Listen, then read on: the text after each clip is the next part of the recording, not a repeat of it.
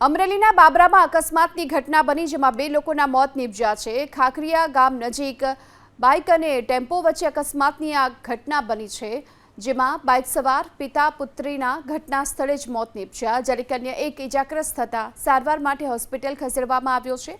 Bike ચાલક સિરવાણિયા ગામે પ્રસંગમાં જતા હતા, આ દરમિયાન આ અકસ્માતની ઘટના બની। તો અમરેલીના બાબરામાં અકસ્માતની આ ઘટનામાં કુલ બે લોકોના મોત નીપજ્યા છે। બાઇક અને ટેમ્પો વચ્ચે અકસ્માત સર્જાયો હતો, જેમાં પિતા પુત્રીના ઘટના સ્થળે જ મોત નીપજ્યા છે। આ સાથે જ અન્ય એક વ્યક્તિ ઇજાગ્રસ્ત થતા તેને સારવાર માટે ખસેડાયો છે।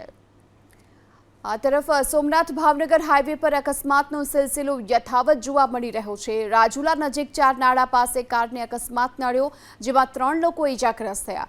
કાર ડ્રાઈવરને ડાયવર્ઝન ન દેખાતા અકસ્માતની ઘટના બની। ઇજાગ્રસ્તોને 108 મારફતે સારવાર માટે હોસ્પિટલ લઈ જવામાં આવ્યા। રાજુલા પોલીસે ઘટના સ્થળ પર પહોંચી તપાસ હાથ ધરી છે।